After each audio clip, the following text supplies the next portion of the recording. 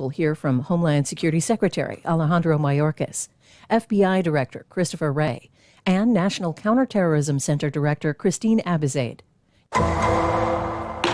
Our national security agencies have noted that domestic terrorism, driven by white supremacist and anti-government ideologies, pose the most lethal, violent threat to our nation's security. In recent years, we have seen the tragic and deadly consequences of this threat, including massacres at houses of worship and the shocking attack on the U.S. Capitol. We must do more to ensure that our counterterrorism resources are being used effectively to address this danger and prevent further violence. Year after year, we see the destruction caused by severe storms, hurricanes, wildfires, and other natural disasters. These disasters, driven by worsening climate change, pose an existential threat to our nation and to the entire planet. And given the increasing strains placed on the Department of Homeland Security, we must ensure that they have the resources and personnel to effectively carry out this critical mission.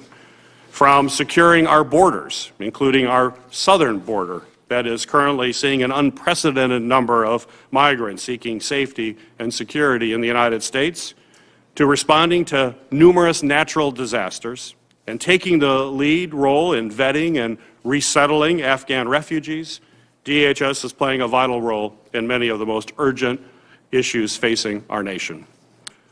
And with that, turn over Ranking Member Portman for your opening comments. Thank you, Mr. Chairman. Thank you for convening this incredibly important annual hearing on threats to the homeland. We have a moral responsibility to welcome the Afghan evacuees who have stood by us and who have had to flee their country because of the feckless actions of the Biden administration. I agree with that. We also, though, have a moral responsibility to do everything in our power to ensure the safety and security of American citizens and American communities by doing the proper vetting so we are not releasing terrorists or criminals into our ranks. We face an elevated threat from domestic and homegrown violent extremists, including lone actors. And further, we cannot ignore the ongoing crisis at the southern border. This also affects our homeland. The Biden administration's decision to dismantle the previous administration's border policies with no consideration of the consequences and nothing in its place has resulted in an historic surge of unlawful migrants, unaccompanied children, and deadly narcotics like fentanyl coming into our country. And make no mistake, the Mexican cartels are benefiting from this and gaining strength on both sides of the border. It is clear that the border is a public health and humanitarian crisis and has been for months. But particularly now, just look at Del Rio, Texas, where more than 10,000 migrants, mostly Haitians, who have been living in Latin America, some for years, have been living in squalor under a bridge. This is not new, by the way. It's just a logical extension of what has been happening on the border since the Biden administration came to office and reversed the policies that were in place, again, without putting in place policies to deal with what was totally predictable, a surge. It is also a national security threat. More than 1 in 4 migrants encountered at the border last month were not from Mexico or the 3 Central American countries, sometimes called the Northern Triangle. 25% were not from any of those countries. Nearly all of them avoided going to a port of entry and instead were apprehended by Border Patrol agents. The Border Patrol has now made more than 1 million apprehensions of unlawful migrants at our southern border since President Biden was inaugurated. And they will tell you a lot of folks got away. Thank you, Ranking Member Portman. Do you swear the testimony that you will give before this committee will be the truth, the whole truth, and nothing but the truth, so help you God? You may be seated. Today, we face a diverse and evolving threat landscape that includes domestic and international terrorism, malicious cyber activities, an ongoing global pandemic, transnational crime, climate change, and more. We remain ever vigilant to protecting the homeland from foreign terrorists seeking to do us harm, the very reason the Department's creation, while combating the most significant and persistent terrorism-related threat facing our country today, which stems from both homegrown and domestic violent extremists who are inspired by a broad range of ideological motivations. This year, for the first time, we designated combating domestic violent extremism as a national priority area in FEMA grant programs, resulting in at least $77 million being spent on capabilities to detect and protect against these threats in communities nationwide. At the same time, we are working with our partners in the intelligence community to assess the security and counterterrorism threats that could develop over the coming months and years, including those potentially related to the fall of the government of Afghanistan and the risks associated with the more permissive environments being exploited to plot attacks against the United States. CISA and our Office of Intelligence and Analysis are also working with all 50 states, local jurisdictions, and election technology experts to keep our elections secure. We continue making risk-based investments to keep our borders secure, including from threats posed by transnational criminal organizations. We are collaborating with our international partners to disrupt these groups, combat their illicit activities like drug trafficking and human smuggling, and hold accountable those with ties to their logistical operations, while streamlining multinational cooperation on investigations and prosecutions. Finally, we are countering the current and growing existential threat posed by climate change. Hurricane Ida was just the latest manifestation of a devastating reality: natural disasters rising in intensity and destructive reach.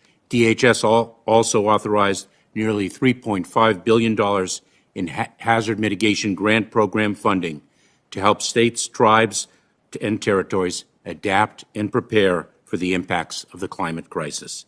Further, FEMA revised its policies to overcome historic inequities in its aid programs and ensure a fairer and more equitable distribution of assistance to minority, low-income, and other disenfranchised communities.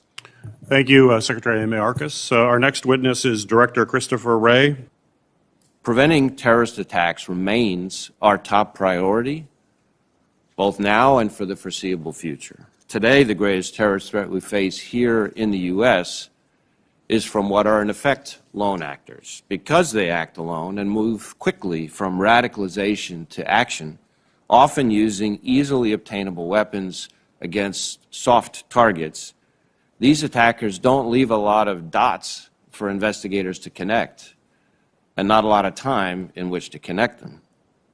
We continue to see individuals radicalized here at home by jihadist ideologies espoused by foreign terrorist organizations like ISIS and Al-Qaeda, what we would call homegrown violent extremists.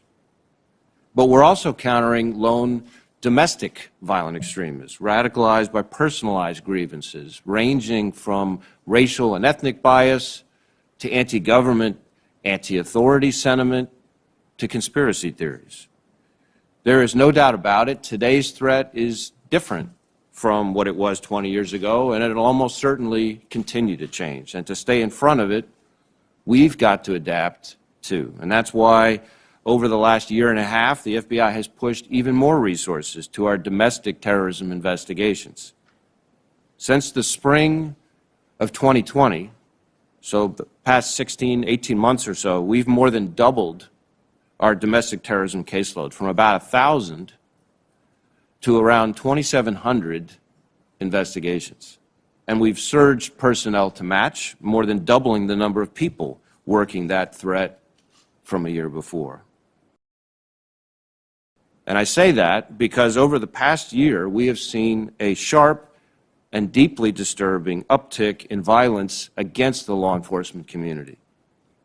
In just the first 8 months of this year, 52 law enforcement officers have been feloniously killed on the job. Just put that in context, that's an officer murdered in this country every 5 days, and already more than it was in all of 2020. And of course, that doesn't even count all those who've died in the line of duty facing the other inherent dangers of the job, much less the scores of agents, officers, analysts, and other dedicated professionals who died from COVID-19. And we will be forever indebted for their bravery and sacrifice, and are bound and determined to honor them all through the way we approach our work, while we remain focused on our ultimate mission, protecting the American people and upholding the Constitution. Thank you, Director Wray. Our next witness is Director Christine Abizaid. Separately, one of the other most pressing threats to the homeland comes from domestic violent extremists, DVEs, and in particular, racially or ethnically motivated violent extremists and militia violent extremists, who often mobilize to violence independent from direction of a formal or centralized organization. Since 2015, the threat from these individuals has increased, and since 2018, we saw DVEs pose the most lethal terrorist threat inside the homeland.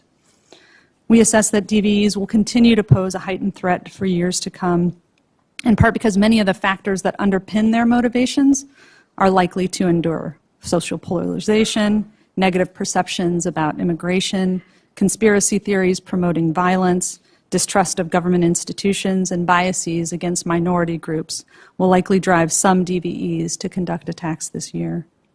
Thank you, Director Abizaid, for your opening comments. Director Abizaid, is our homeland more or less safe from attack following the U.S. withdrawal from Afghanistan? I think it is fair to assess that it is that the development of those groups' external operations capability, we've got to monitor and assess whether that's going to happen faster than we had predicted otherwise. Afghanistan's a very dynamic environment right now. I'll take that as a yes, that we're less safe following the U.S. withdrawal from Afghanistan. I mean, I think it's pretty obvious. Director Ray, do you have any comments on that? Do you think we're more or less safe following the U.S. withdrawal from Afghanistan? Well, I think I would share most of Director Abizaid's summary, and of course you've cited some of the information you've gotten from our intelligence community partners. Obviously, we are concerned about what the future holds for terrorist attacks elsewhere in the region, or potentially with homegrown violent extremists. Does it concern you that the Haqqani network leader, whose name is Haqqani, is now the acting Secretary of the Interior of Afghanistan? Certainly concerns me. He's on your most wanted list, isn't he? I believe so. Well, look, the question is, what do we do now? And I hope that we have an enhanced response to the enhanced threat, and not just the kind of feckless drone strike that we saw and tragic drone strike that we saw. I want to ask my first question, if I could, to Mr. Ray, Director Ray. In 2020, the FBI arrested 180 individuals on domestic terrorism-related matters. Of these arrests, 75 were identified as white supremacist extremists. For years now, we've been hearing about the rising threat of racially motivated attacks, specifically attacks carried out by white supremacists. And you may have heard me say before that in order to address a problem, we must understand and address the root causes of that problem. Director Ray and Secretary Mayorkas, why have we seen such a rise in racially and ethnically motivated extremism and violence in this country in recent years, and what is the root cause and how are we tackling it? Mr. Secretary. We have seen, regrettably, over the last several years, Senator, a rise in the manifestation of hate. We've seen the propagation of false narratives. We've seen an increase in anti-government sentiments, and we are very watchful of and vigilant in response to any signs of connectivity between those ideologies and acts of violence. That is where our focus is. All right, thank you. Director Ray, please, same question. Root cause, what is it? What are we doing about it? So I think our focus is, of course, on the violence, not on the ideology itself. I would say that one of the things that we've done about now 2 years ago is create a domestic terrorism hate crimes fusion cell, which was designed to bring together both our domestic terrorism experts as well as our hate crimes experts and try to get ahead of the threat and be more proactive in going against the threat. And we're very proud, for example, of the work of that fusion cell in preventing an attempted attack on a synagogue outside of Las Vegas, for example. I will say that a big part of the threat that you're asking about is the social media dimension. Some of these same people before might have been stewing away in the basement or the attic, one part of the country, and not communicating with each other. But today, terrorism moves at the speed of social media, and you have the ability of lone actors disgruntled in one part of the country to spin up similar like-minded individuals in other parts of the country and urge them into action or inspire them into action. I think that is a huge part of the threat that you're asking about. All right. And Senator Johnson. Secretary Mayorkas, we were serious about border security until your administration took office. You stood before this committee and said that you would enforce the laws. You have not done that. Let me go on. Chief Scott says, to think that well-resourced terrorist networks, criminal organizations, and hostile nations are not going to do the same, in other words, exploit the open border, is naive. Here's what's very troubling. He said the Secretary and other political appointees within DHS have provided factually incorrect information to congressional representatives and to the American public. So let me ask you, Mr. Secretary, of the 1.3 million people that we've apprehended, how many people have been returned, how many people are being detained, and how many people have been dispersed? And I want some numbers here. So again, 1.3 million people. How many people have been returned? How many people are being detained? How many people have been dispersed to all points around America? Senator, I would be pleased to provide you with that data. I want them now. Why don't you have that information now? Senator, I do not have that data. Why not? For me. Why don't you have that basic information? Senator, I want to be accurate in the information. I'm looking for ballpark figures. Is it about half? Have we dispersed about half of that? Are we up to about 600,000 people we dispersed? Senator, these are the tools that we employ.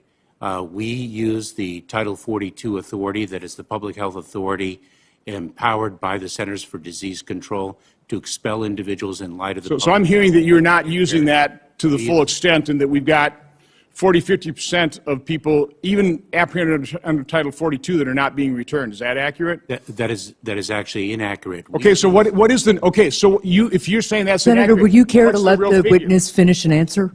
I actually want answers to my questions. What is the real figure then? If I may say, Senator, we use the Title 42 authority, the public health authority of the Centers for Disease Control to the fullest extent we are able to. So what is the percent that you are returning under Title 42? It's about 750,000 people apprehended under Title 42. How many of those individuals have been returned under Title 42? Senator, I will provide that data to you.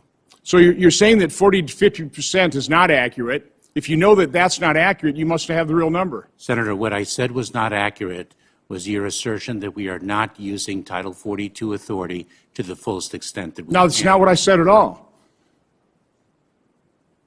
I said we're not returning everybody under Title 42. We're dispersing a number of those individuals. Senator, we are not doing that, not for reasons of our limitation of use that we impose on ourselves, but rather because certain of our capacity to return people under Title 42 is constrained by the Mexican authorities' ability to receive them. This is a matter of bilateral and multilateral relationships. We exercise the Title 42 authority to the fullest extent that we can.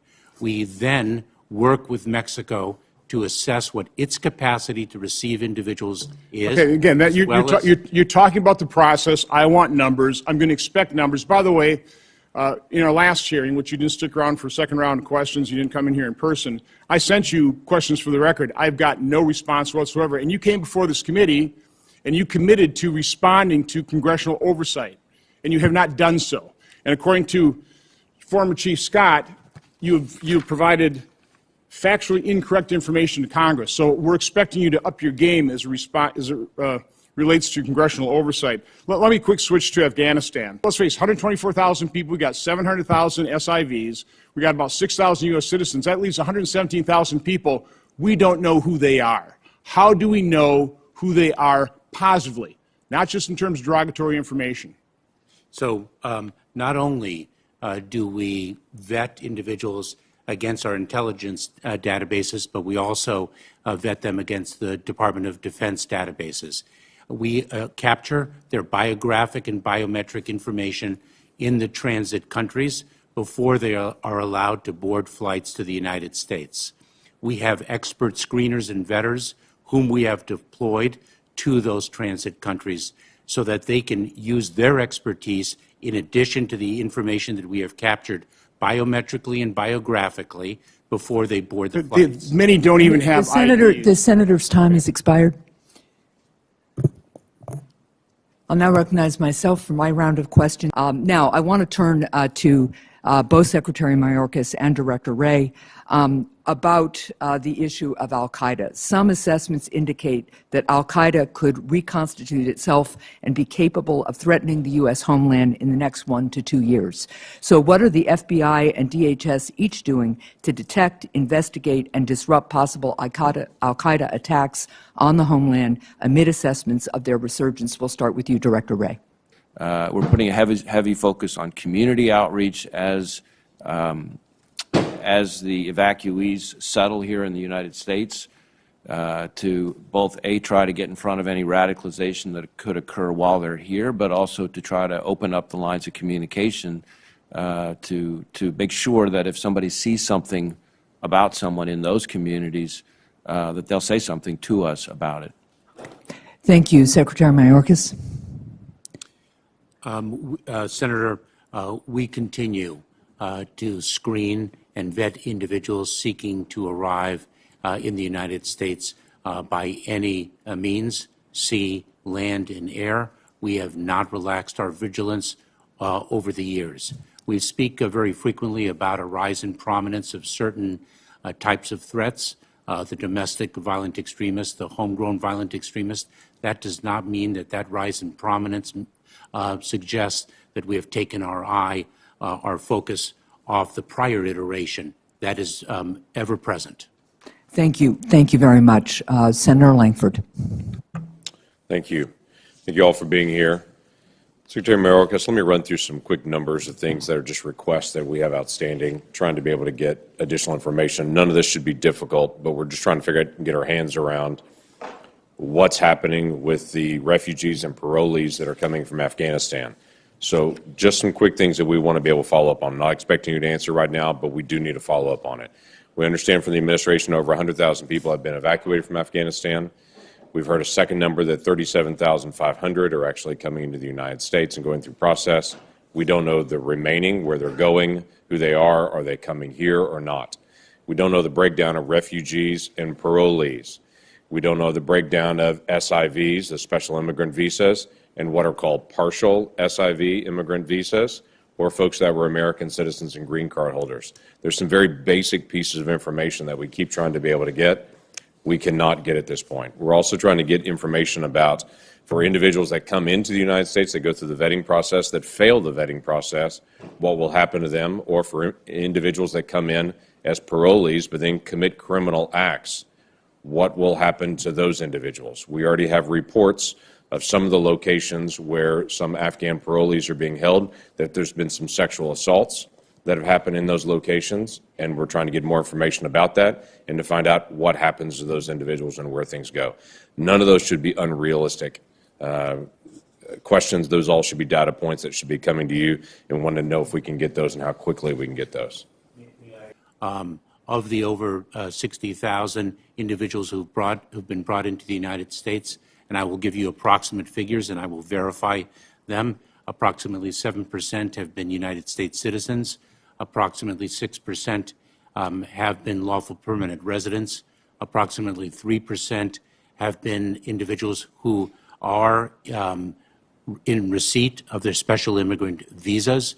The balance of that population are individuals whose applications have not yet been processed for approval, who may qualify as SIVs and have not yet applied, who qualify or would qualify, I should say, as P1 or P2 refugees, who have been employed by the United States government in Afghanistan and are otherwise vulnerable Afghan nationals, such as journalists, human rights advocates, etc. OMB asked Congress to include in the CR that's coming up next week, asked Congress to waive all grounds of inadmissibility for Afghan parolees. I have to tell you, I was a little astounded when I saw that, to say they'd like to include that in there, because the grounds for inadmissibility for Afghan parolees are things like terrorism, association with terrorist organizations, money laundering, human trafficking, drug trafficking, polygamy, prostitution, persecutor of religious or individuals based on religious or political opinion, those who have commissioned torture or extrajudicial killings. I was a little astounded that OMB asked, would you waive all these grounds and allow us to be able to move people regardless of these? Where did that request come from? So there must be a miscommunication, because we actually deny entry. We deny admission to individuals in many of those categories. Right, and should. So I will have to drill down on that. This was the request that came from OMB to start after a request to be able to put it into the continuing resolution so future parolees would not be denied based on these things. And I have to tell you, I'm a little bit confused by that, and I would tell you I would adamantly oppose withdrawing any of those, and I would assume you would as well. And there must be some miscommunication there, Senator, and I'll look into that immediately. Okay, well, let's follow up on that to be able to make sure that that stays clear, that Congress is not going to give up that restriction for any of those individuals that are coming into the country. You and I have spoken before, shifting subjects on our southwest border, about MPP, that the federal courts have stepped back in and said to you, you have to reinstate the Trump policy for the migrant protection protocols and to be able to put those back in place. You told me you were going to deliver to me a timeline and the process of where that was going to go, how you were going to follow the federal courts to be able to reinstate that policy. I have not received that document yet. Where is that document and that timeline? Senator, I owe you that timeline. The difficulty is, of course, that a predicate to the implementation of MPP, as we are required to do pursuant to court order, is our ongoing negotiations with Mexico. I do owe that to you. Be great. I'd like to be able to see that timeline to be able to know what status we have in that. Thank you. We'll wait for a second round. Thank you, Senator Langford. Senator Paul, you're recognized for your questions. For years, the NSA collected millions of Americans' data without first having an individualized warrant. James Clapper notoriously lied, as we all know, to Congress about this massive surveillance program. He's now paid to deliver highly partisan rhetoric on a left-wing news outlet. Many in the FBI have been accused of bias. Some have been convicted. Some have been let go. McCabe, Klein Smith, Peter Strzok, Lisa Page. So it's kind of hard to argue that somehow we can get people in the FBI that are above bias. It seems to be something that goes with the territory. Maybe it was a bad spate of time where we had a whole bunch of them all at once, but it's a problem. When we investigate a presidential campaign, I think it's important that we realize the potential for bias that exists in the people bringing an investigation forward, but also incredibly important that we should devolve or at least consider using the Constitution and not using warrants that are used on foreigners. So we have two different standards. We have a constitutional standard, which is typically used for Americans, where we use the Fourth Amendment. And the Fourth Amendment says you have to have probable cause, of a crime. The FISA court standard is not a Fourth Amendment. It's an extra constitutional standard. It's less than the Constitution. It's probable cause of being associated with a foreign government. The problem is that when we have presidential candidates, they're all going to have foreign policy advisors. Most of them will have long-standing history in either government of some sort. They'll have people who do talk to foreigners all of the time. So you can see how someone with bias, and I think that's what happened during the investigation that turned out to be untrue on the Russia collusion. So we had a massive investigation of a presidential campaign. And I don't think enough of us have stepped back to say, well, my goodness, should we be using FISA warrants for the Foreign Intelligence Surveillance Court? Should we be using that kind of warrant on an American, particularly an American running for office who has all of these contacts? Do you think it's appropriate that we use FISA court warrants to investigate presidential campaigns? What I do think is appropriate is that we use FISA warrants to investigate counterintelligence threats to the United States, as long as it's done consistent with the minimization and querying procedures that are carefully approved. You don't think there was any problem with this investigation with the Crossfire Hurricane? You think it was all completely appropriate? Nobody in the chain of command was biased, and it just occurred because they were curious? We just they just indicted one of the Clinton lawyers yesterday for lying to you guys. You guys took it hook, line, and sinker and said, oh, well, we'll just investigate a major presidential candidate. Of course there's a huge problem. And if you don't see that there's a problem and that we need more controls on this and that we need to somehow obey the Constitution, I would say the same for President Biden. I would say the same for a president of any party. What a crazy upturned world where there would be, the bias is there. There's no way to get the reason we have checks and balances with the judiciary is so we can kind of get over the potential bias that occurs in the FBI or the CIA or anywhere else. If you don't have to go to a court and you go to a court that doesn't obey the Constitution, that's held in secret, that's not justice, and it's going to be rife for abuse. You don't agree with that? There are parts of what you said that I'd like to weigh in on. So first, as to what happened in the so-called Crossfire Hurricane matter, I would say to you today, and I have said publicly on a number of occasions, that what that Inspector General report describes by certain FBI personnel, I consider to be unacceptable and unrepresentative of the FBI that I see every day, having joined in 2017, and not something that I think can ever happen again. So I want to make sure that you and I are talking not past each other on that. Now, second, I've put in place over 40 corrective measures, everything the Inspector General has recommended, and then some, to make sure that what happened there does not happen again. I think that's admirable, and I appreciate that point of view. But, when Hamilton wrote that if men were angels, we wouldn't need the Constitution, we still are relying on angels working at the FBI. We're relying on you saying we're going to get a better set of people, we're not going to have that bias anymore. I think that's admirable. That's what I would want in someone being the director. But what we need is something beyond that, and this is what our founding fathers did when they set up the Fourth Amendment, is we had a Constitution, and we had the Fourth Amendment, an incredibly important amendment, and then we had a judicial system. The FISA court doesn't obey the Fourth Amendment. It has a less than constitutional standard. It allows you to have warrants without obeying the Fourth Amendment. And people don't realize this. You use FISA warrants that do not obey the Fourth Amendment. You have a lower standard for going after foreigners. I'm actually okay with that. If you're not a U.S. citizen and you're investigating someone overseas and you're eavesdropping on them, I'm actually fine with the FISA standard. But I'm not fine with the FISA standard for Americans, particularly Americans who are running for office, particularly for the person running for the highest office who is interconnected with all kinds of countries and always will be. And once you get biased people, once there's not perfection, and we get biased people in the FBI, the problem is the system can be abused. I think the only fix, it's admirable to have some regulations and some checks and balances you put in place, but the only real fix would be we should obey the Constitution. I don't think Americans nor political candidates should be investigated using a foreign intelligence surveillance court.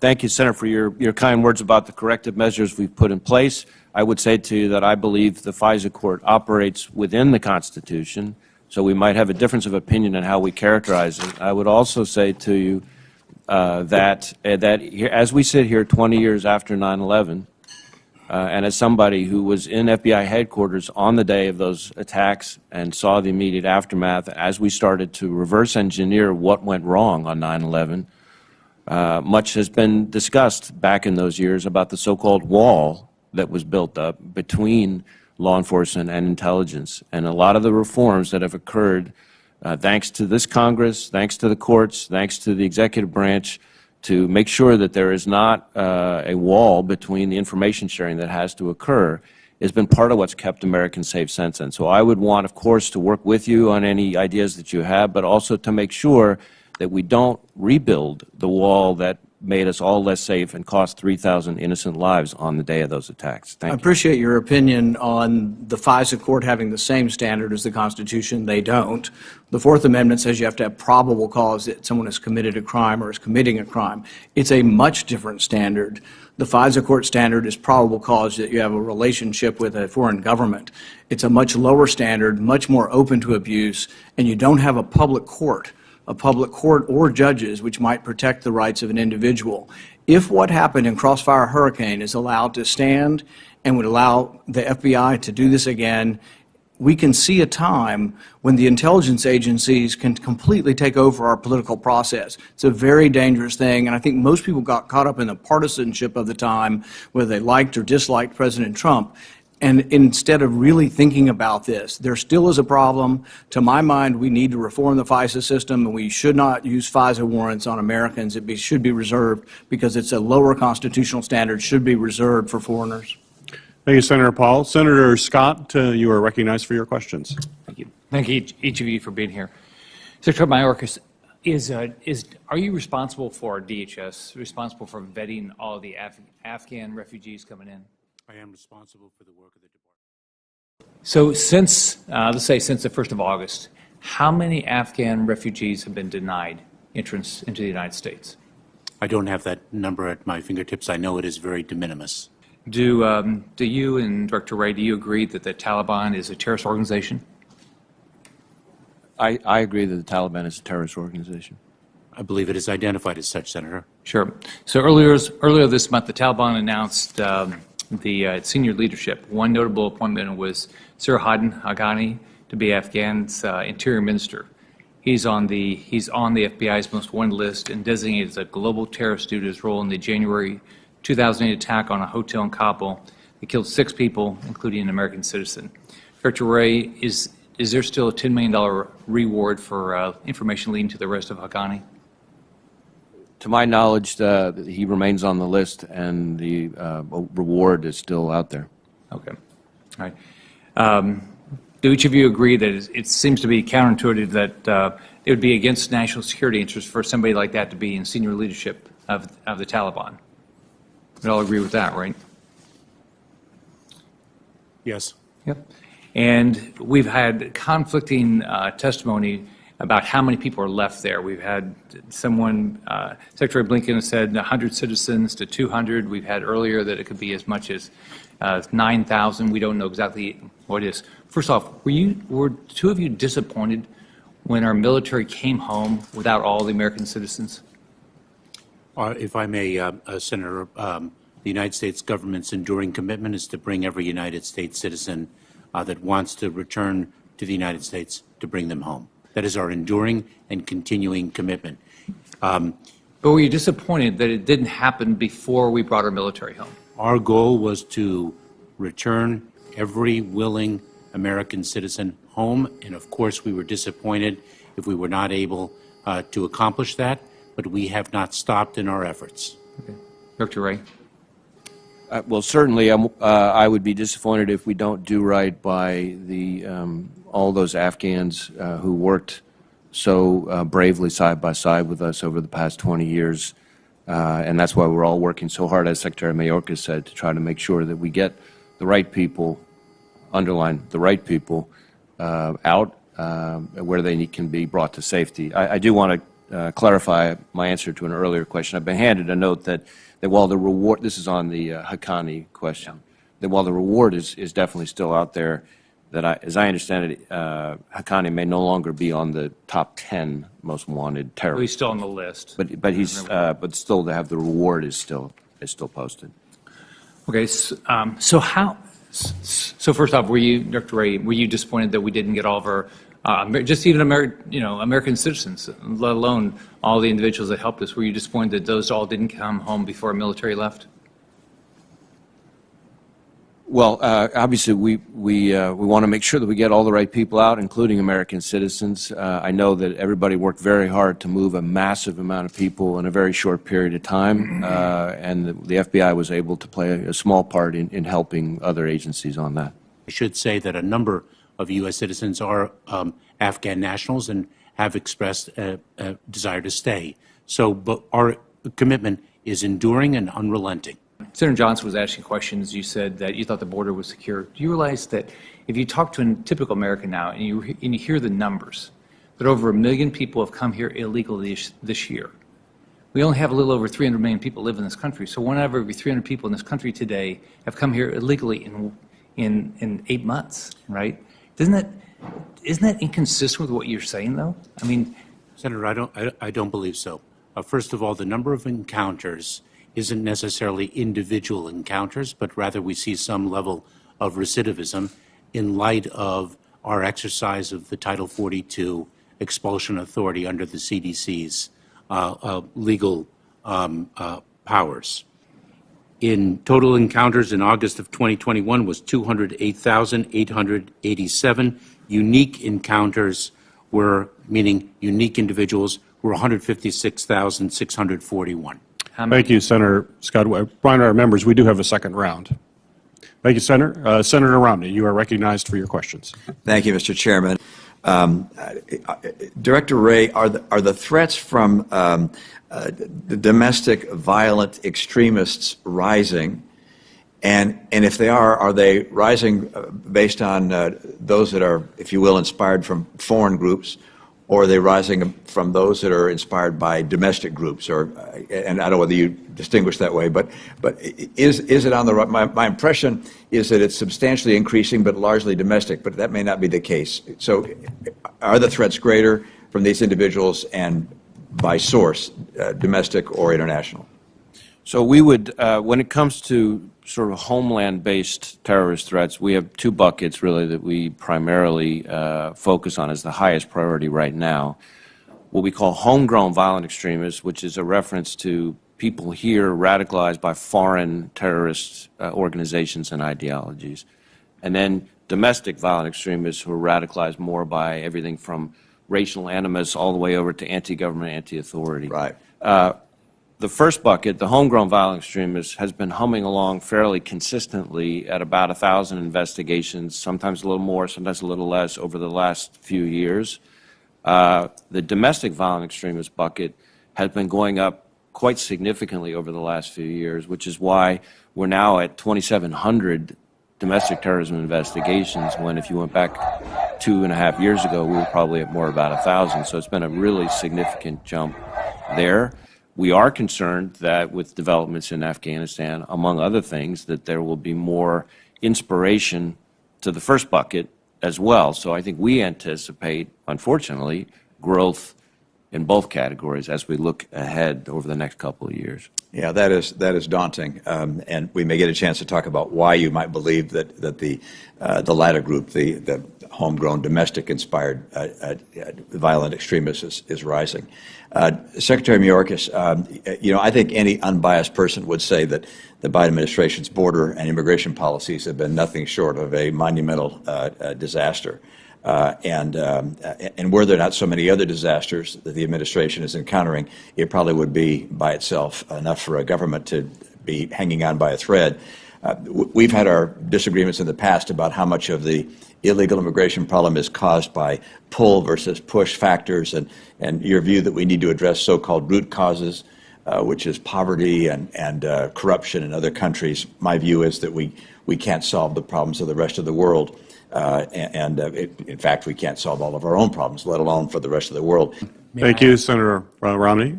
Senator Ossoff, you are recognized for your questions. Director Wray, we spoke March 2nd in the Judiciary Committee about the extent of violence in communities across the country, the alarming increase in violent crime, particularly from 2019 to 2020, also from 2020 until this year. City of Atlanta, 113 homicides this year. That's a 16% increase from last year, a 64% increase from 2019. Georgians are deeply concerned by the intensity of violence in our communities. When we spoke in March, you said you were going to work to refine your assessments of the factors driving this increase in violent crime and violence across the United States. What are your conclusions? I think there's a number of factors that contribute to it. I think the impact of COVID cannot be underestimated, whether it's trial backlogs, early inmate releases, unemployment, et cetera. You have more juveniles committing violent crime. You have certain prosecution practices and decreased sentences, which put recidivists back out on the street more readily, and that adds to its challenge. You also have the prevalence of firearms, including interstate trafficking. By that I mean firearms in the hands of those who are prohibited, legally prohibited from having them. So all those factors together create a combustible mix. I would add into that a number of police departments, our close partners that we work with every day, who have an incredibly challenging job, are experiencing recruiting challenges and attrition that is in early retirement, and that in turn adds to it. So you put no one factor by itself, but you put all those things together, and that's part of why you're seeing, I think, the increase in homicides. You're also seeing increases in carjackings and other violent crimes, not just in Atlanta, not just in Georgia, but in cities all over the country. And it's something that I suspect every member of this committee hears about from its constituents with increasing frequency for good reason. Thank you, Director Wray. Mr. Secretary, requests that we sent to the Department back in July, we still have not seen timely production of relevant documents and records. I want to ask why, but where are those documents requested in July, Mr. Secretary? I will have to look into that, Senator, and I will do so forthwith. Thank you, Mr. Secretary. Thank you, Mr. Chairman. Thank you, Senator Ossoff. Senator Hawley, you are recognized for your questions. Thank you very much, Mr. Chairman. Thanks to all the witnesses for being here. Mr. Secretary, Secretary Mayorkas, let me start with you. I want to ask you about the continued uncontrolled illegal immigration into the country, which I think is a very serious threat to the homeland. In July, I asked you about the migrant surge that's been occurring on your watch, and you said this, I'm quoting you now, "We have a plan. We are executing the plan. The plan takes time to execute, and we are doing so." Now, since that time, CBP has released data that showed 2 straight months of illegal border encounters above 200,000, which, as you know, hasn't happened in decades. My question is, when is your plan going to work? So, in fact, we are implementing the plan, Senator Hawley, and I can walk through some of the measures that we have taken. My question is, when is it going to work?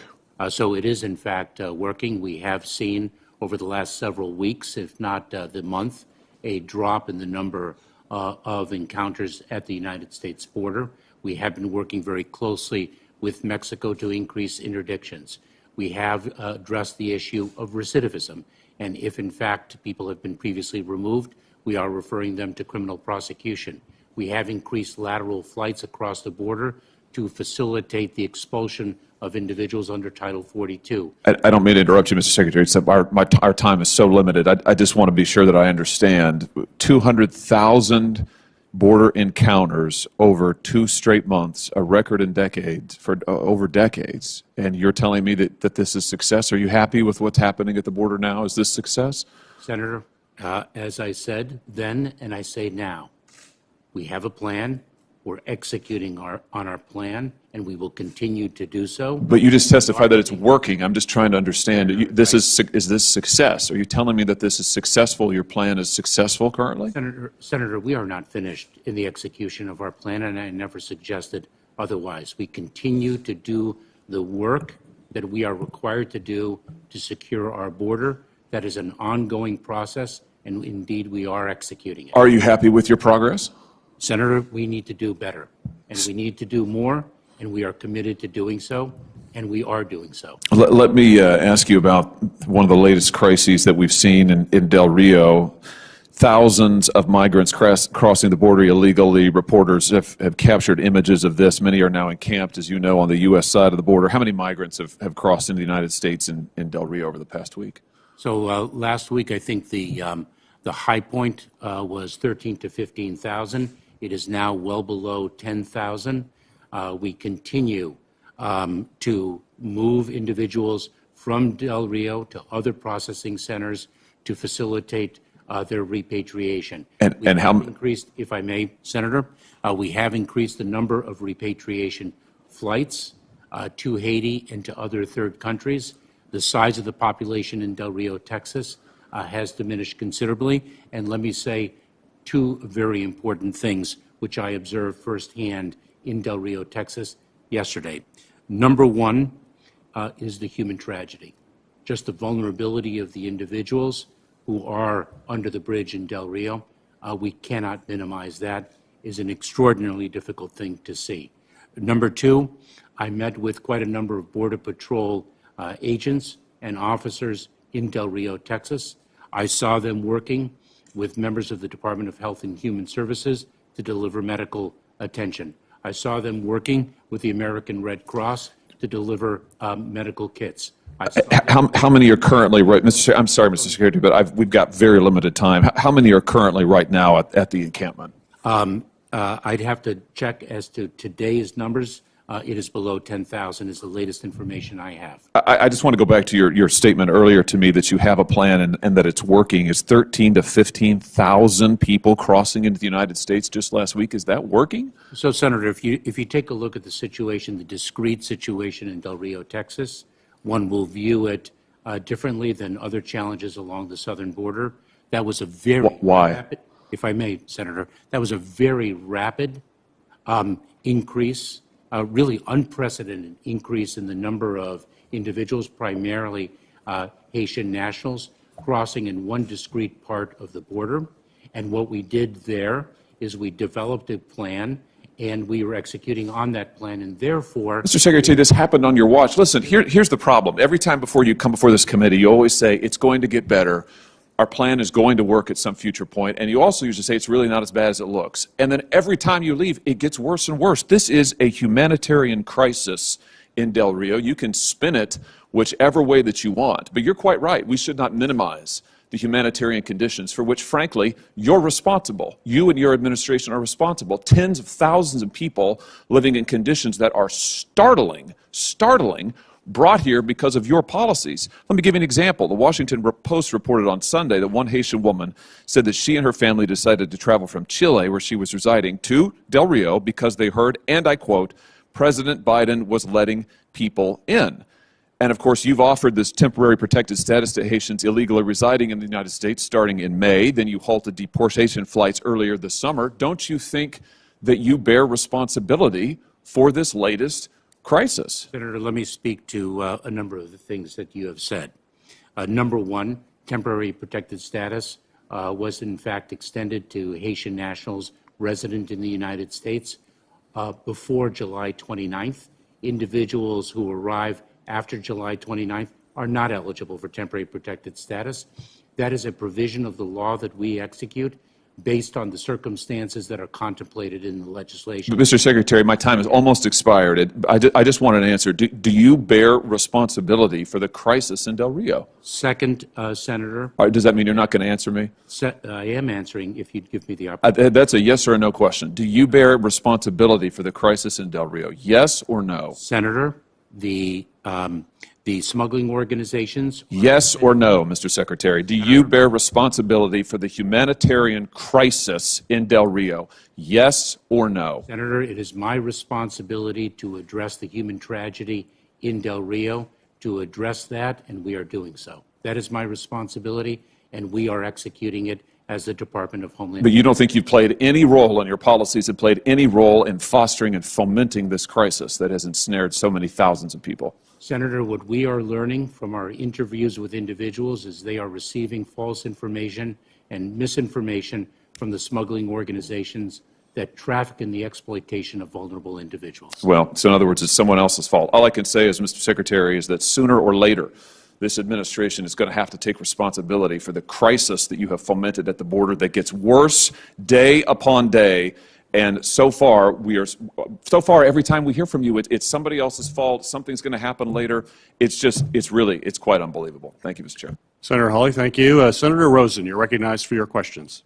20 years after 9/11, we know threats to the homeland, they've only become more diverse, they've become more complex, and the rapidly growing threat, we all know this, domestic violent extremism. If you testified before, Director Wray, especially in March, that the number of domestic terrorist investigations has doubled since 2017 to 2,000 this year. The Bureau has now elevated the threat of domestic extremism to the same level as posed by ISIS. And Secretary Mayorkas, you recently stated, I'm going to quote, that domestic violent extremism is the greatest terrorist-related threat we face in our homeland. And so I applaud the administration for releasing the first ever national strategy for countering domestic terrorism, which codifies a national strategy that domestic violent extremists, specifically white supremacist extremists, pose the most persistent and lethal threat to the United States, the most persistent and lethal threat.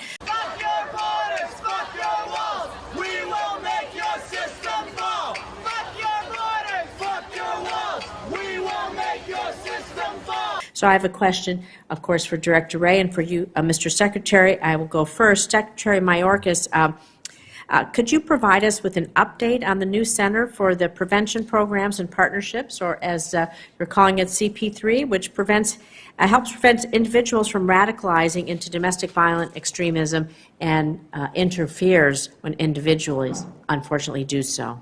What we are doing is focused on disseminating information to local communities and empowering and equipping them to address the reasons why people are driven to extreme ideologies and perhaps even acts of violence. And we are distributing grant funds as well as information. It's all about empowering and equipping communities to address the situation from the ground up. Thank you. Director Wray, I want to direct this next question to you. Are you collecting data specifically on the threat from white supremacists? And secondly, as part of the national strategy for countering domestic terrorism, how does the FBI plan to enhance collaborative reporting, that data collection that we need, and we can collaborate targeting our efforts with law enforcement partners to prevent radicalization and attacks? We do collect information very much about, I think the category that you're describing, we put in the category of racially and ethnically motivated violent extremism, of which the biggest chunk by far is racial or ethnic motivation favoring white supremacy. Mm-hmm. And so we collect information about that threat. We have, as you say, prioritized that threat at a national threat priority level. We have created a domestic terrorism hate crimes fusion cell to bring to bear not just the domestic terrorism expertise, but the hate crimes expertise, because often there's some overlap in the criminal activity and, more importantly, the insights that gives us to look ahead and around the bend, if you will. And one of the places where that kind of collaboration and synergy is already showing great progress is in your home state, the attempted attack on a synagogue that we were able to, for the first time, prevent using hate crimes charges.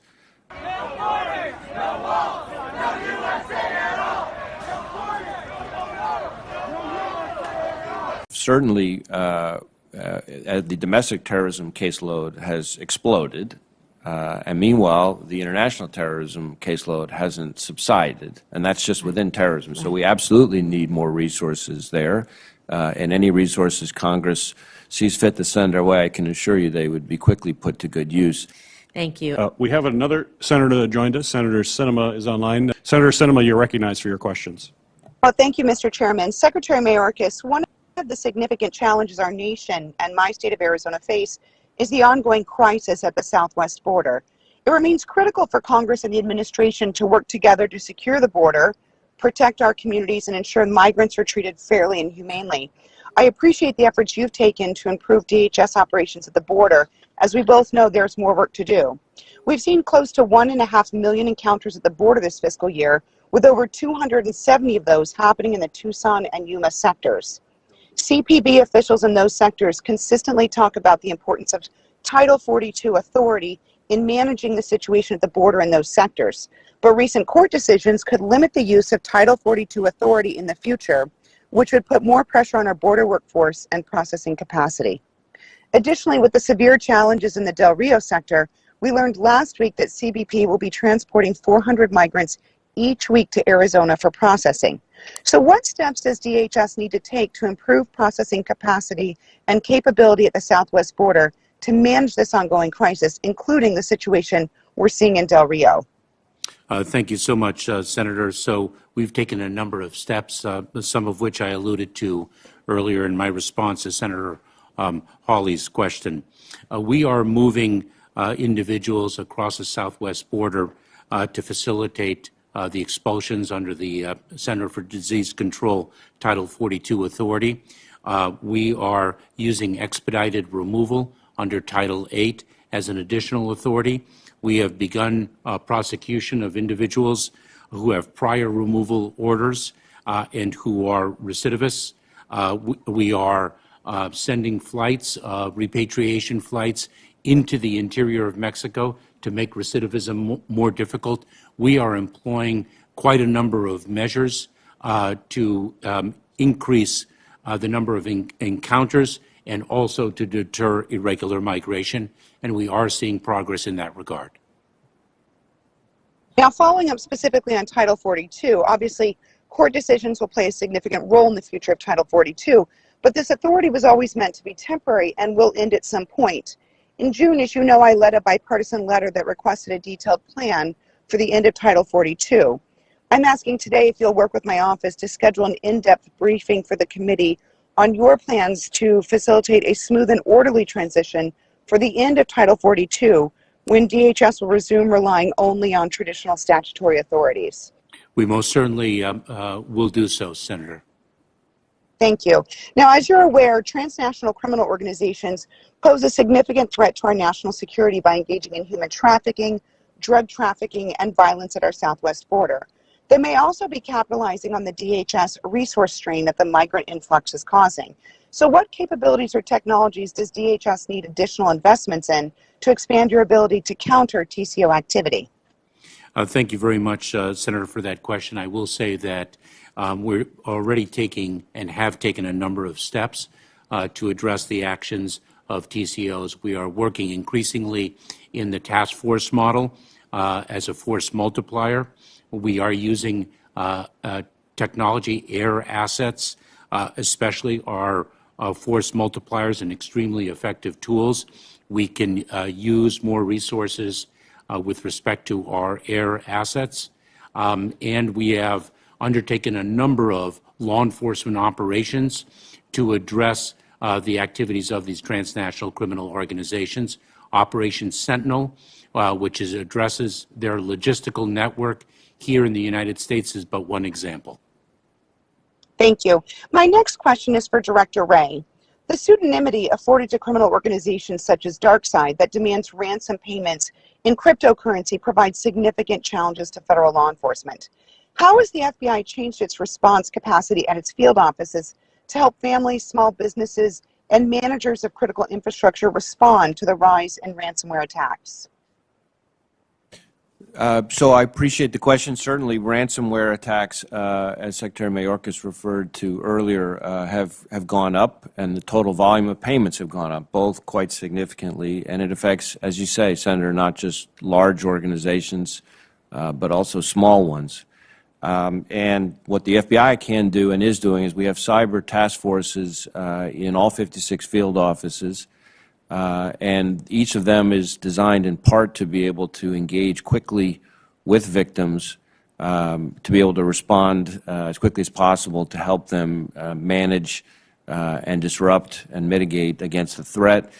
We, on the virtual currency side, the cryptocurrency side, we have created subject matter teams, experts at headquarters that both train, so create more of a force multiplier effect in all the field offices, but also support investigations because, as you say, following the money in that space is exceptionally challenging and requires new and more creative, innovative tactics, much as we did, for example, in the Colonial Pipeline case, where we were able to not only follow but seize a big chunk of the ransom that was being paid in cryptocurrency before it got to the bad actors. And we want to do more of that, but that case illustrates in particular the importance of the private sector, big or small, engaging with the FBI as quickly as possible. Speed really matters in these instances, and when they do engage that quickly, there's all kinds of things that we can potentially do to follow the money. Thank you, Director. Back to Secretary Mayorkas. The world has changed a great deal since DHS was established in the aftermath of the 9/11 attacks. And today, the department has a responsibility for a wide swath of disparate missions. You handle counterterrorism, border security, transportation security, disaster response, as well as cybersecurity and critical infrastructure protection. So as new threats confront our country, how is DHS assessing and adjusting its structure to respond to the changing threat landscape? And what changes do you feel are needed in the short term? One of the things, Senator, that we are focused on is making sure that our more than 22 offices and agencies are working cohesively together to really bring the full force of the department to bear on any one particular threat stream. I think we've made tremendous advances in that regard. Fundamentally, I think our greatest tool in combating the threats of whatever nature is really the more than 250,000 men and women who comprise our department. They're extraordinary, not only in meeting the threat that we confront today, but in their readiness to meet the threat that looms. Thank you, Secretary. Mr. Chair, I know that my time has expired, but I want to note that as we were having our first hearing after the 20th anniversary of the 9/11 attacks, I want to take a moment just to express my thanks to all the people who work every day to keep our country safe. And as our threats continue to evolve, our government must continue to adapt and make changes based on the lessons we've learned since September 11th. And I'm grateful for the men and women across our country who are doing just that. Thank you, Mr. Chairman. Thank you, Senator Sinema. Well, I know our witnesses, we were thanking you for these answers to all these questions, but it's time for a little bit of a break. So with that, we will adjourn for 10 minutes.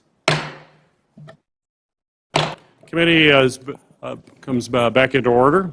Thank you, Mr. Chair.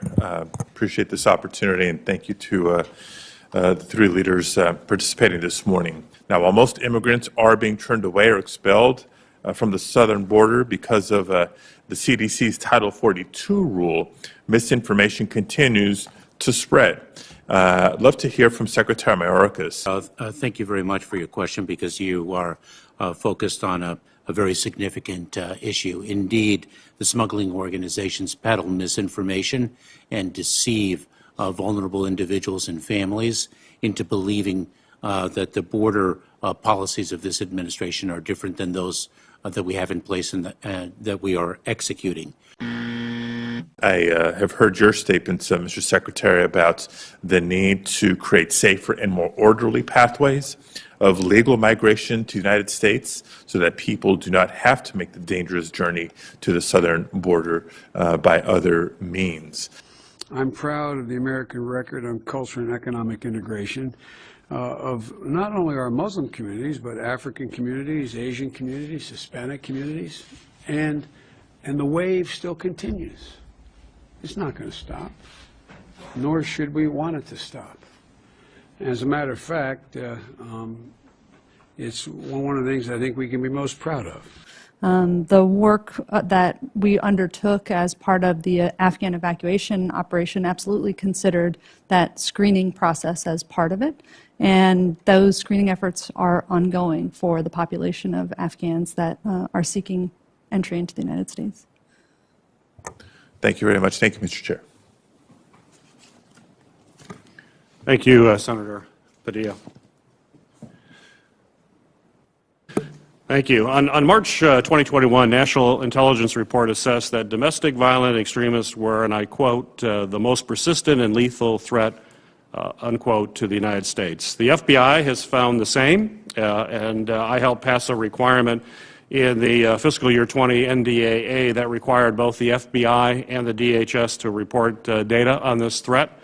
Yet both of your agencies took close to a year to provide roughly half of the response that we were looking for, a year to provide half.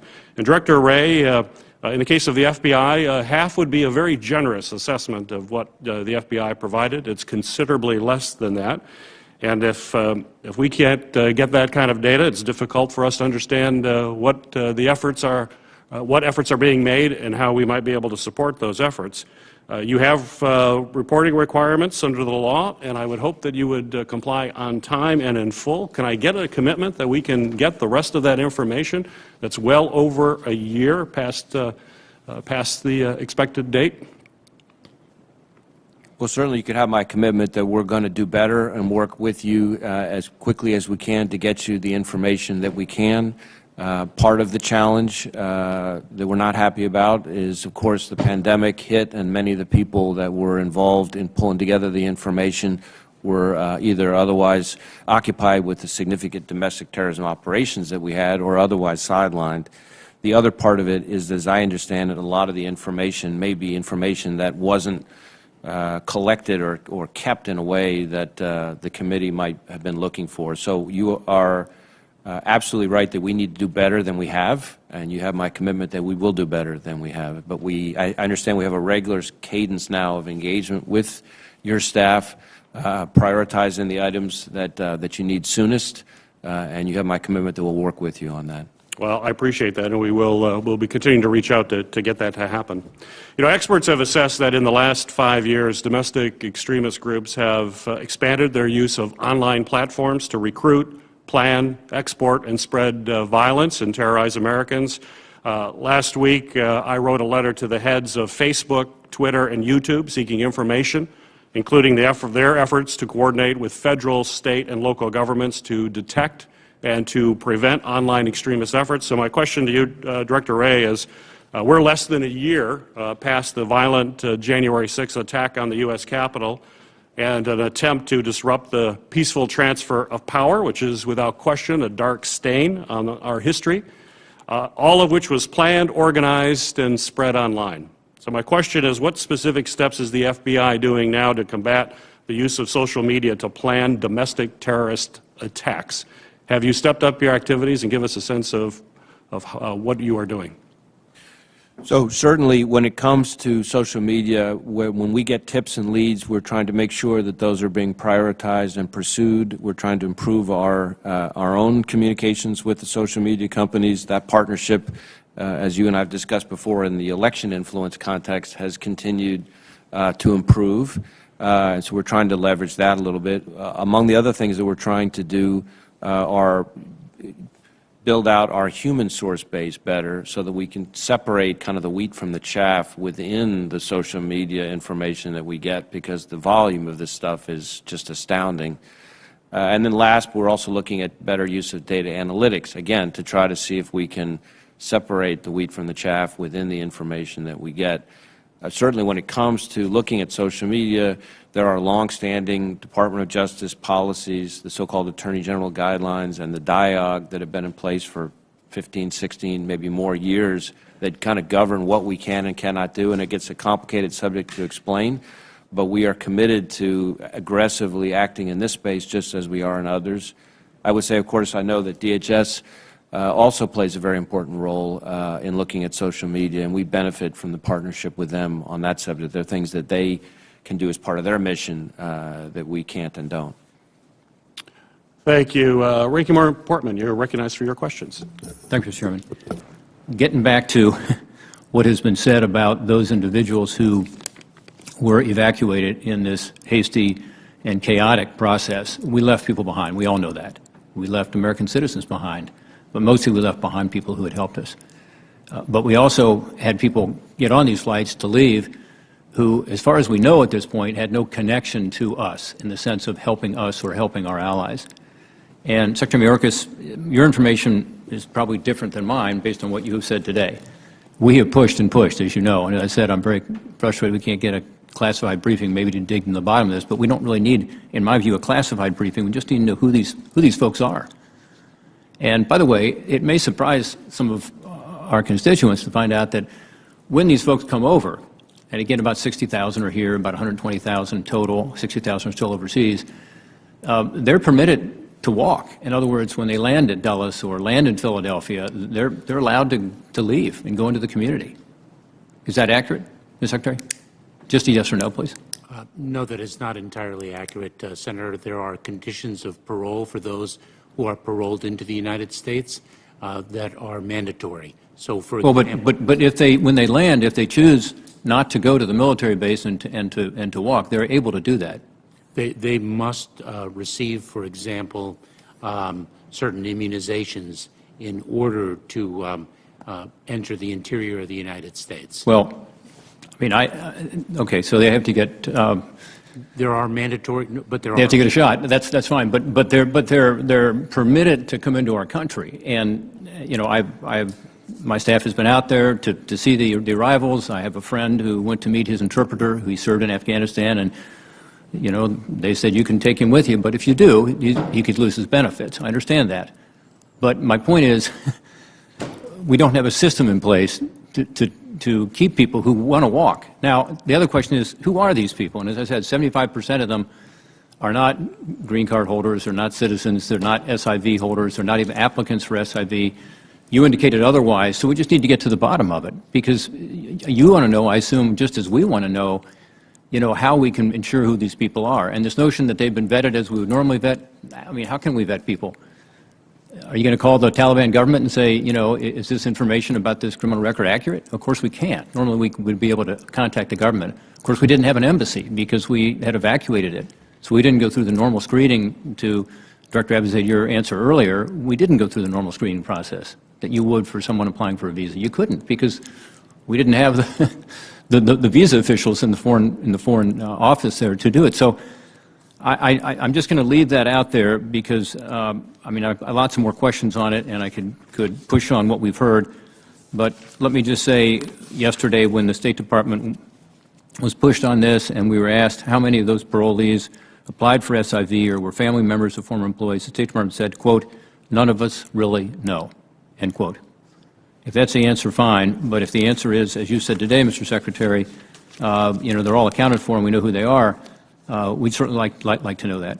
With regard to immigration, this obviously is a huge crisis right now on the border. Again, over 200,000 people last month. And let me just hold up these couple of charts because they're interesting, I think, for a number of reasons. One is with regard to encounters at the border. We've seen this chart. Senator Johnson's got a much more colorful, interesting chart. But this is where we are, and I've condensed it a little bit just to start, in the 2018 time period. This is when President Biden is inaugurated. We see this big increase. So we all know about that. And this is why policies, again, are making the job much harder for the people who you work with to be able to keep an orderly and legal process at the border. This is obviously a crisis. But here's the second one. Maybe keep them together if you can. Hold this one up, too. This is the people who are coming to our border from outside of Mexico or El Salvador, Guatemala, Honduras, so-called Northern Triangle. Look at that. That increase is much more dramatic. And these are people who come from Latin America, but they also come from Romania. I mean, they're coming from all over the world. We obviously seen them coming from Haiti. And the photos of what's going on there, I mean, look at this chart. I mean, it's obviously a humanitarian crisis. It's really discouraging to see. But what we're told is very different than what we've heard today. We're told by ICE, Immigration Customs Enforcement, that only 353 Haitians have been flown back to Haiti out of the 13 to 15,000 that you said were there. And yet you're telling us today, we're taking care of it, the number's well below 10,000. That must mean that they were either removed to Mexico or released. I don't think they were removed to Mexico, because part of the problem with Title 42 is Mexico's not taking people unless they're Spanish-speaking from Latin America. So we need to have our information clear. And in terms of why they came, I think this idea of a pull factor is very real. You know how I feel about the asylum system. I think it's a pull factor. And as I told you, I visited some of these countries in Latin America and Central America recently, and the presidents of these countries say, we don't like what you guys are doing because you're pulling our good people away, you're pulling our young people away. We want them to stay here, actually.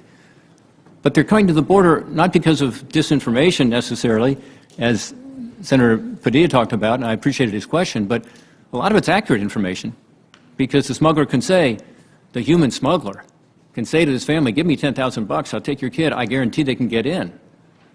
Just say you are seeking asylum. And with regard to the Haitians, this is what you hear. The mayor of Del Rio, I believe, said this, and others have said it, that Section 8, which is not Section 42, was being applied to Haitians, and the word got out. And the smugglers heard about it. And they said, Haitians are getting in under Section 8. In other words, they're permitted to come into the country. And boom, then they came, of course. On Section 42, the Rodney Scott letter, which we got by snail mail, so I didn't get it until over the weekend, and we've circulated to all the offices now, but and it's part of the record today. He says in October 2020, he was told that 91% of total encounters were processed under Title 42, and people were expelled on an average of 90 minutes. He said, a report I received in August 2021 indicated that nearly 53% were granted exemptions from Title 42, with the majority ultimately being released into the United States. So I understand what you're saying about recidivism, that some of these are people who have been stopped more than once, and that's why the numbers are higher. But if it's because of Title 42, then it would have been much more true under the previous administration than this administration, because we've gone from, if these numbers are right, 91% were processed under Title 42 and expelled in 90 minutes, and 53% now are being granted exemptions, at least as of August.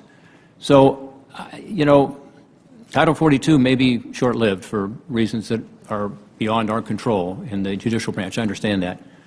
But then we need an alternative. We've got to figure out a way to discourage people from coming to our country by letting them know the border is not open. You can't just come and say that you claim asylum and be able to come in the United States indefinitely. You have to be able to prove that. And as you know, Mr. Secretary, it's something you and I have talked about a lot, and I think until we do that and get to that point, those Haitians who were told, hey, we're applying Title 8, which means you can come into the country rather than 42, are going to keep coming. And others will keep coming. And it's not in anybody's interest. And by the way, this notion that this can all be solved by investing in Latin America, particularly in the Northern Triangle countries, that's our response, and the administration typically is we're going to invest in the Northern Triangle countries. I'm not against that. We've done a lot of it, $3.6 billion over the last 5 years, so another $4 billion, we'll see. That's not the ultimate answer, I don't think. But these are all people who came in from outside of Mexico and outside of the Northern Triangle. So are we also going to have a program to stop the push factor in these other countries, including some countries outside of Latin America?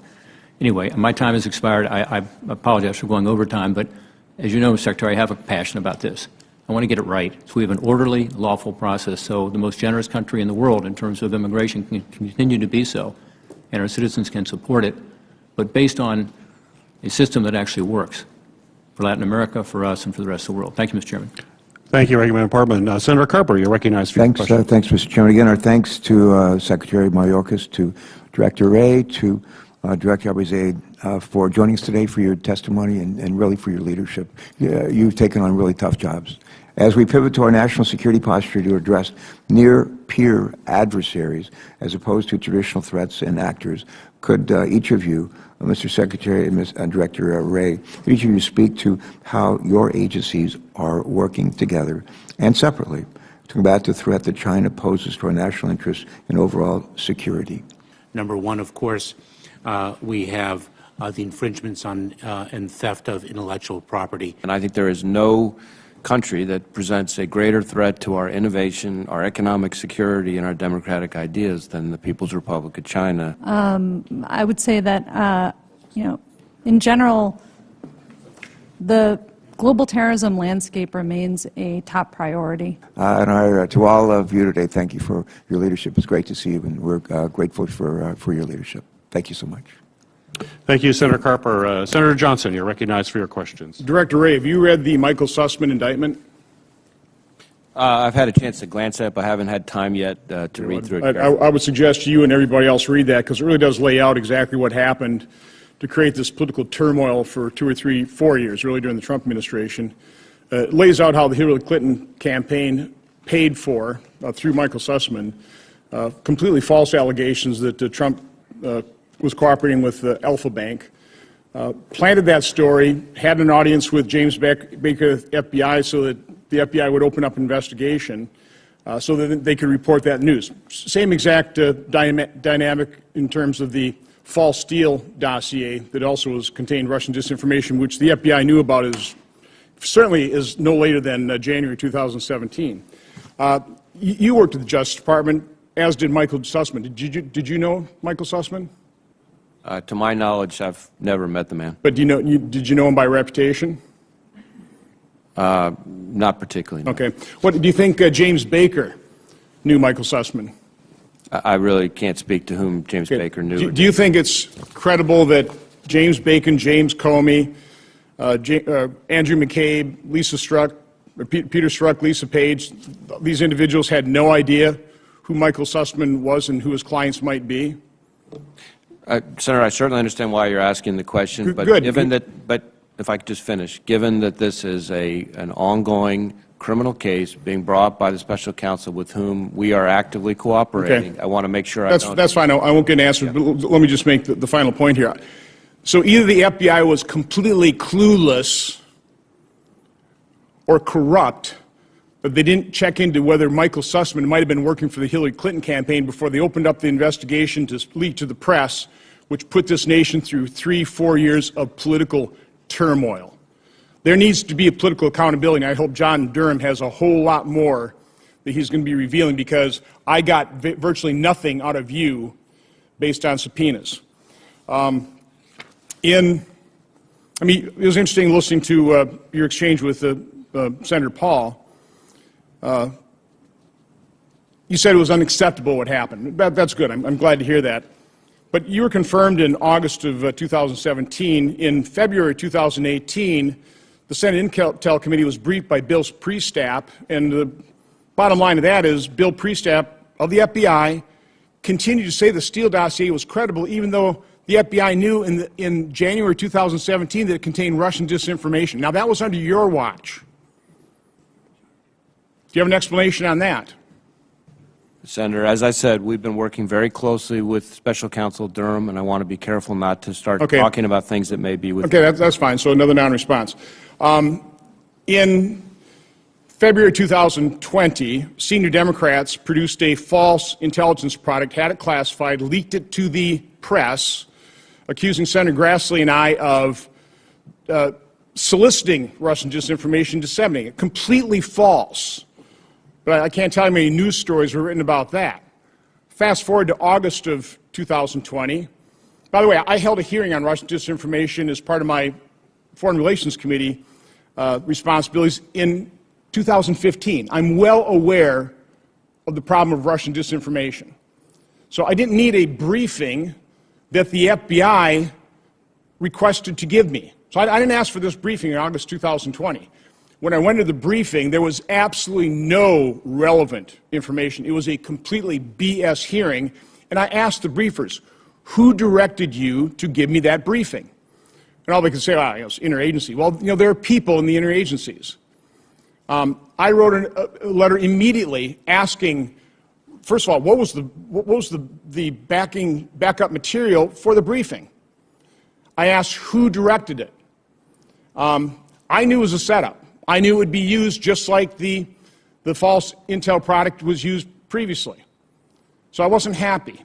And of course, then lo and behold, in late April, early May, it was leaked. That briefing was leaked to the Washington Post, again, accusing me of, disseminating Russian disinformation. Nothing could be further from the truth. It's false. So I got a number of questions which remain unanswered. I sent you a similar letter. What backed up the August briefing? Who directed that briefing? To this day, I have gotten no response. Now, how is it so difficult to respond? And by the way, Senator Grassley, former President pro tem of the Senate, former chairman of the Senate Judiciary Committee, is asking the same questions. Why is it that we can't meet with you? Why is it you will not provide us that basic information of who directed a briefing to 2 U.S. senators that was then leaked for political purposes, used against us, false? Why won't you answer that very basic question? So, Senator, I want to be a little bit careful of what I can say. I can imagine you want to be careful, yeah. Yep. Go ahead. I want to be a little bit careful about what I can say in this kind of setting about getting into specifics. I understand this is an important topic to you. Before we deliver a defensive briefing like the one that you're describing here, we follow a standard defined process that involves interagency discussion, deliberative process, to figure out whether a defensive briefing is even warranted. Just to take a step back, though, because it's important, the entire purpose of defensive briefings to an individual is Mr. Gray, listen, you're just describing a process, and I understand the process, great. The process obviously broke down. There are all kinds of processes putting in safeguards in the FISA court that were obviously violated in that corrupt investigation. So again, I'm just asking the simple question, why won't you tell me in detail who was engaged in that process? But I'm not going to get, so I'm asking you to provide that answer. I'm asking you to give me a briefing, meet with me and Senator Grassley. We deserve to know the answers. Quite honestly, the American people deserve to know the answers. Secretary Mayorkas, real quick, in my 30 seconds left, you said you've gotten some numbers on the border. Are you willing to finally share them? Like, for example, like out of the 1.3 million people that have been apprehended, again, I get the complications. There have been multiple arrests of the same individual. Fine. So the relevant piece of information would be how many people have you dispersed in America out of those 1.3 million people? How many people have been released into the interior either with a notice to appear or even worse, a notice to report? And again, you have to live in a fantasy world to think that they're going to report. But go ahead. How many people have been released? Senator, I apologize. I do not have that data. Okay, I'll be expecting that information very soon. Okay, thank you. Senator Johnson. Senator Langford, you're recognized for your question. Mr. Chairman, thank you very much. Mr. Mayor, of course, you have tens of thousands of people right now that are coming at the border. You have tens of thousands of people that are underneath bridges, as we've seen under several of the international bridges at this point, in the process of actually moving some of those folks out of the country. What is the process for actually relocating individuals under Title 42 authority out of that area under those bridges? You've started that process with the Haitians, but walk me through quickly in the process because I have multiple other questions. Yes, what we do is we look at where our capacity is at other processing centers, and this goes to an apparent miscommunication I've had with Ranking Member Portman, for which I apologize. What we do is we look at processing capacity. We then move the individuals from Del Rio as needed to ensure safety and security. We move them to the other processing centers so that they may be repatriated to Haiti or other countries from those various processing centers. We are increasing the frequency and number of the repatriation flights each day. Okay. You expect to be able to move all of those individuals out in the next how many days? Our goal is to do so within the next 10 days or 9 days. We expect to see dramatic results in the next 48 to 96 hours, and we'll have a far better sense in the next 2 days. And what do you anticipate is coming at you as far as additional numbers? Because obviously this number grew exceptionally quickly of Haitians and of others from all over the world coming. So we are watching that, Senator Langford, very, very carefully. I do want to note that some individuals turned back yesterday by reason of our measures, which I have described in this hearing, and we're hoping that what we are doing now serves a deterrent because it backs up the words that we have spoken since the very outset, that irregular migration is not the way to enter the United States. It will not work. It is dangerous, and it creates a humanitarian challenge. It does, and that was actually the ongoing statement of the Trump administration over and over again to say that why they put the MPP in process to discourage people from coming, doing the exact same thing that you were doing, trying to be able to get them back to their home country, apply from there.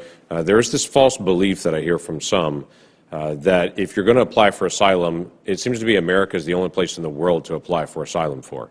So we have people from all over the world that are making their ways, paying cartels to be able to come through Mexico, to be able to come to the United States, and people have this perception that, okay, well, they're coming here because of economic reasons, of asylum, of disaster, whatever it may be.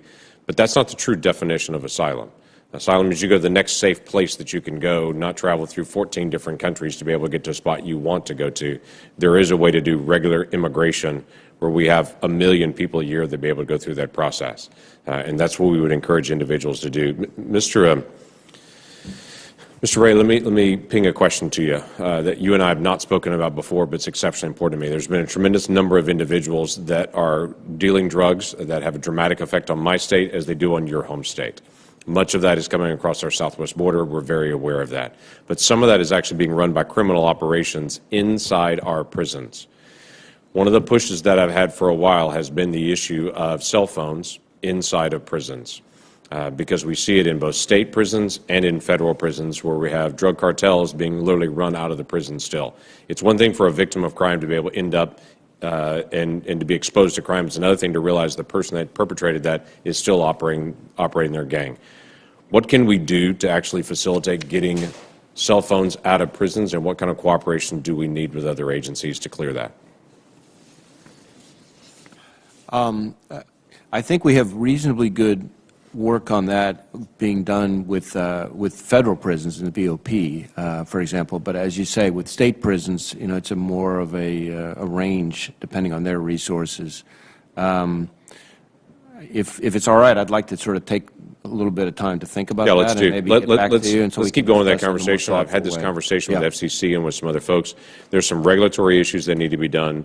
There's some cooperation that needs to be there with multiple agencies. And I'd love to be able to maintain that conversation because this is a big issue. When you're a victim of a rape and your rapist actually contacts you by cell phone from their prison, that's got to be resolved. And if you're victims of drug crime, then you're still dealing with that in the days ahead. On the cell phone issue, and this is a different cell phone issue on this, Secretary Mayorkas, I understand that you've moved over the tracking of individuals crossing our border from an ankle monitor and are experimenting with giving individuals a cell phone. And they have to be able to check in on that cell phone once or twice a day. That the notice to report plus apparently is the term is being used. I'm not familiar with this process and trying to be able to figure out what is being done with that cell phone and what's happening if individuals don't check in, if they're given a cell phone paid for by the American public to be able to track them. Is there a tracking device all the time where we're able to track their location constantly? If they don't check in, are we going to be able to pick those up? Senator, if they do not check in, we make a determination based on the facts whether or not they need to be the subject of priority enforcement action for evading law enforcement and not honoring their obligations as a condition of their release on alternatives to detention. One of the things that we are looking at is assessing the efficacy of the phones and determining whether, in fact, they are a valuable enforcement tool. And we're collecting data on that, and I would look forward to providing it to you. How many people are in that process right now? Do you know what the size of that pilot is? I do not, Senator. We'll get that to you. But these are all recent crossers that are getting this, correct? Yes, yes, they are. So I would assume they would all follow under that priority of if they're a recent crosser and they're not checking in, then they would fall underneath that priority of we need to go scoop them up and find out why they're not checking in. Individuals who do not fulfill their responsibilities to appear and report are considered a border security enforcement priority. Okay, and that goes back to one of my questions before about just trying to get a good ballpark figure of how many people that fit into that priority group are actually having enforcement on them currently. I understand there's a new process on prosecutorial discretion that's being used by some of the attorneys to actually go before the court. Once folks have actually been obtained and going before the court, then attorneys for DHS and ICE are coming and saying, allow us prosecutorial discretion to be able to release this individual. Is that a new process or is that something that's ongoing? A prosecutorial discretion is something that has been... That's around for a long time. I'm just talking about actually going to the court and requesting it. I believe that has been longstanding. Okay. We'll follow up and get additional details on this because it's my understanding there's been, received some recent information about 6,234 cases that have been dismissed, and then the process of those cases, once they're actually in the process, and some of them included some folks with a criminal record as well. And we're just trying to get additional information. I look forward to providing that to you. I know that the Office of Legal Counsel within Immigration and Customs Enforcement has promulgated new guidelines for its attorneys. And if you don't have those guidelines, we'd be pleased to share them with you. That'd be helpful. This goes back to the ICE guidelines before on detention, that we're trying to get clarity on it, that we had talked about that needed by August. You had said I would have it by August, don't have it. What are we doing on enforcement inside of the country? What are we doing on prosecutorial enforcement? This goes back to the deterrence issues. If individuals are able to get into the country and they don't have any consequences on them, they'll continue to be able to come, whether they come across the border with a child so they can work their way through, or whether they'll find other avenues to be able to get in. If there's not enforcement, it'll continue to accelerate. So, thank you. Thank you, Chairman, Senator. Thank you, Senator Langford. Before Ranking Member Portman and I make some brief closing remarks, Secretary Mayorkas, I think I'd like to ask you about some very concerning images that were released yesterday that appeared to show Border Patrol agents whipping Haitian migrants. These acts certainly are intolerable and a complete diversion from your agency's mission. And my question to you is, can you explain to the committee what you will be doing to address what Americans saw when looking at those images? I'm very pleased you asked that question. It has been uppermost in my mind since I first saw the images late yesterday, Mr. Chairman. We commenced an investigation at my direction immediately the Office of Professional Responsibility within the Department of Homeland Security's U.S. Customs and Border Protection, number one. Number two, we alerted the Inspector General of the incidents. Number three, I directed that the Office of Professional Responsibility be present on site in Del Rio 24/7 to ensure that the conduct of our personnel adheres to our policies, to our training, and to our values. I was horrified to see the images, and we look forward to learning the facts that are adduced from the investigation, and we will take actions that those facts compel. We do not tolerate any mistreatment or abuse of a migrant, period. I also want to say, and I think it's very important to say, that I saw two other powerful things yesterday when I was there under the bridge in Del Rio. Number one, I saw the acute vulnerability of the Haitian population, the predominantly Haitian population, and I cannot overstate how difficult that is to see. We are speaking about vulnerable individuals in tragic circumstances.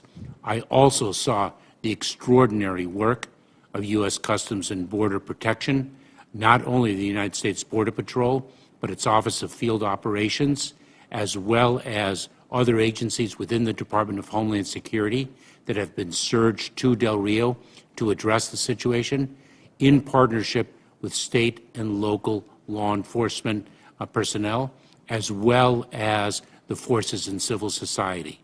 We saw the American Red Cross. We saw World Central Kitchen providing food and supplies to these individuals. It's an all of government and all of local society effort there, and I want to say that the actions that we saw, the images that we saw, do not speak of the incredible men and women of U.S. Customs and Border Protection or of the Department of Homeland Security as an institution. Thank you for those comments. Ranking Member Portman, you have some closing remarks. Thank you, Chairman. I really appreciate all the time today. This was a long session, and as predicted at the start, there were going to be some challenging questions, and that's because we are facing so many threats. And at least on my behalf, I will say that I think we need some policy changes to be able, again, to let the men and women who are working for you, who are so committed to their task, to do their job more effectively. We talked about the foreign terrorist threat. We talked about Al-Qaeda and ISIS. And we talked about the way we withdrew, having enhanced that threat, at least in my view, and the need for us to have better eyes and ears on the region. As we saw with the drone attack, we are in a challenging situation now. We talked about cyber threats. We talked about the ransomware issue, the need for reporting legislation, which I hope we can get done soon on a bipartisan basis. We talked about border security, illegal immigration, illegal drugs coming in, the fentanyl particularly. We talked about the fact that what we've been doing hasn't worked. And particularly with this just dramatic humanitarian crisis with the Haitians coming, I mean, what we're doing is not working. And again, it's not just that the smugglers are providing disinformation to these poor families, not just in Latin America now, but around the world. It's the fact that they're providing accurate information that if you come to the border, particularly with a child, you can come in. And that's unfortunately the result of a policy that we have put in place that makes it a draw. So unless you're a single man coming to the border, you probably are being told the right thing, which is, you know, the United States is a place where people want to come and live and work, and we should be doing it in a legal and orderly way. So, Mr. Secretary, I know you and I have a lot more to talk about in that area, but I would hope that today, you know, with everything going on, you talked about just surging Border Patrol to Del Rio to help. Where'd they come from? Well, they came from shutting down checkpoints all over the Southwest. I mean, is that smart? You talked about the fact that, you know, there's so much focus there. We shut down the bridge there in Del Rio. Commercial traffic ended. The economic impact on that community. So this is obviously what we're doing is not working. On domestic terrorism, we talked about the huge challenge of social media, the need for us to enhance the nonprofit security grant program and other ways to deal with the very real threat of domestic terrorism. Secretary Wray talked about how it's grown. And then on the Afghan evacuees, we just have a difference of opinion about the facts, and we just need to know what the facts are. And we need to be sure that we're doing our, what I believe is our moral responsibility of taking care of people who helped us particularly given the way in which we left, which left a lot of people in a very vulnerable situation, but also be sure we know who they are and be sure that we're not putting ourselves in a position where, as Dr. Abizaid said early in her testimony, foreign terrorists are looking for ways to get people into our country. That's something we, of course, all want to avoid and not take risks on. So we look forward to our classified briefing on that if that's what's necessary to get the information. If it doesn't have to be classified, that's fine for us too. We just want to get the information to be able to ensure that we're doing our proper oversight. And again, thank you all for being here today, and thanks for the people you represent here today for what they do every day to help keep our country safe. Thank you, Mr. Chairman.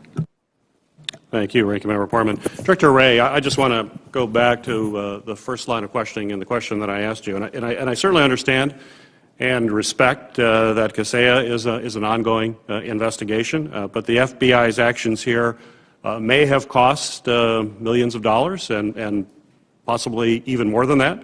The FBI, in my mind, is going to need to explain this action. We need to know who signed off on it, who was aware, and whether the cost to the bottom line of American families and businesses was considered in that decision process.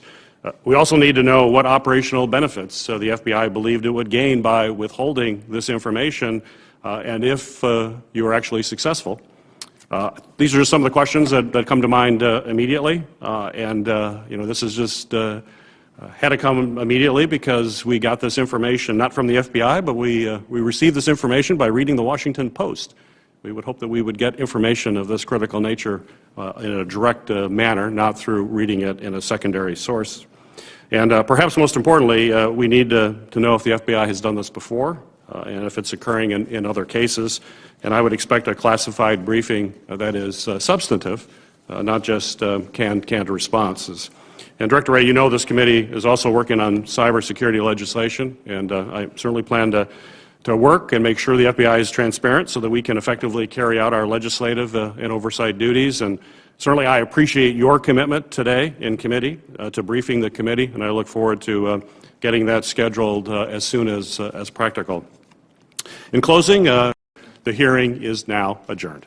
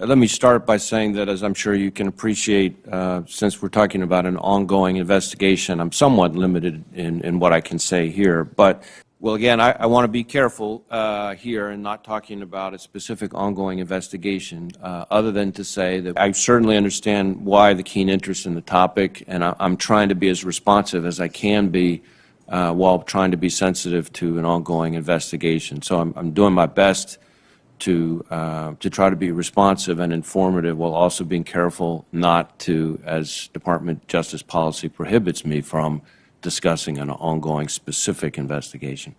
Happy to work with the committee to see what more information we can provide to be helpful and responsive, and I certainly agree that some of that might be better done in a classified setting, and so I'll have my staff follow up with yours to see what we can do to be more illuminating, recognizing again that some of this has to do with a very sensitive, ongoing, very much ongoing investigation. Senator, I certainly understand why you're asking the question, but given that, but if I could just finish, given that this is an ongoing criminal case being brought by the special counsel with whom we are actively cooperating, I want to make sure that's fine. I want to be a little bit careful of what I can say in I public can imagine you about want to be careful, yeah. Yep. Go ahead.